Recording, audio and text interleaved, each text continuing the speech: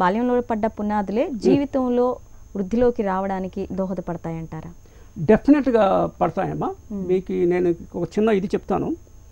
మనకి 0 నుంచి 5 years వరకు ద స్టేజ్ ఈజ్, నేను కోడెడ్ వర్డ్లో OFT స్టేజ్ అంటాను. OFT ఆఫ్ట్ అంటే it's short form for of and always అనేదానికి. OFT అంటే O for 0, 2 for 2, 2 again for 3, F for 4, F for 5 again. 0 నుంచి 5 ఇది. ఈ స్టేజ్లో పిల్లల్ని వీ లవ్ మచ్. పిల్లలతో మనం ఎంజాయ్ చేస్తాము. పిల్లలు మనతో ఎంజాయ్ చేస్తున్నారా లేదో we cannot read their mind, but we enjoy them. The next is I put a coded word tens, TENS. S for 6, S for 7, E for 8, N for 9, T for 10, E for 11, T for 12. This is in the age of 6 to 12. ఇక్కడ ఈ దశ నుంచి OFT దశ నుంచి ఇది కొంచెం little advance.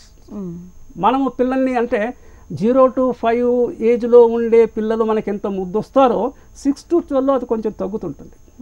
వాళ్ళు కూడా total independence on society or parents నుంచి they become little semi independent.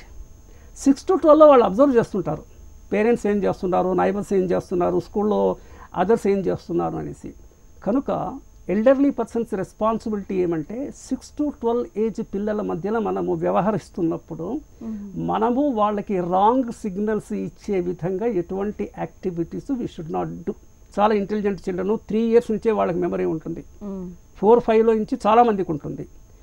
వాళ్ళకి అప్పటికే మనల్ని ఎదిరించి ఎదురు చెప్పే సాహసము లేకపోయినా కూడా దే అబ్జర్వ్ ఇట్. వాళ్ళు పెద్దగా అయిన తర్వాత they will bounce back and it pay in the same can. వీళ్ళు పిల్లలు కదా, వీళ్ళకేం తెలియదు కదా మనం అక్కర్లేదు. Partly they know it. ప్రతిఘటించలేరు. అందుకే మనం చూస్తున్నాం సమాజంలో ఎదిగిన కొడుకు 20-25 years ఉన్నాడు, పేరెంట్స్ని ప్రతిఘటిస్తున్నారు కదా. ఎందుకు? చిన్నప్పుడు వాళ్ళు చేసినవన్నీ వీడు అప్పుడు గమనించి బుర్రలో పెట్టుకొని సరే ఇది టైం కాదు, టైం వచ్చినప్పుడు ఐ విల్ షో అన్న టైపులో వస్తుంది. సో కనుక ఒక ట్రయాంగిల్ ఉంది, త్రిభుజము. Parent, teacher, student. స్టూడెంట్ కానివ్వండి లేకపోతే వాట్ ఎవర్ చైల్డ్ అనుకోండి, PTC, పేరెంట్, టీచర్, చైల్డ్. ఈ చైల్డ్ని చెరొక చేయి పట్టుకొని జీవితంలో పైకి తీసుకురావాల్సిన వాళ్ళు on one side parents, on other side teacher. వీళ్ళు సరిగా చేయి పట్టుకోకపోతే కనుక మనకి సొసైటీలో డిస్హార్మనీ కానీ కాన్ఫ్లిక్ట్ కానీ వచ్చేది అంటే కొందరి బాల్యం పర్ఫెక్ట్గా ఉన్నది, కొందరిది లేదు. ఇది కూడా మనం కామన్ సెన్స్ తోటి ఆలోచిస్తే మనకు ఆ విషయము తేటతెల్లమవుతుంది. కనుక మీరు అడిగిన దానికి బాల్యములో right from government, parents, society, ఏ పిల్లవాడు కానీ మన అబ్బాయి అమ్మాయి కాకర్లా పిల్లలకి సన్మార్గములో చేయూతనిచ్చి వాళ్ళు 18 years తీరి మైనారిటీ తీరి వాళ్ళ ఎడ్యుకేషన్ అయిపోయిన తర్వాత సమాజంలో ఒక బాధ్యతలు కలిగిన పౌరునిగా తీర్చిదిద్దే బాధ్యత మనకుంది. బాల్యంలో వాళ్ళకి ఏమైనా ఇటువంటి సెట్ బ్యాక్ ఉంటే definitely it will reflect in their conduct in a future life and they may turn burden to the society. దానికి బాధ్యులు వాళ్ళకన్నా వాళ్ళకి విద్యాబుద్ధులు చెప్పిన టీచర్లు, పేరెంట్స్, సొసైటీయే కాదు.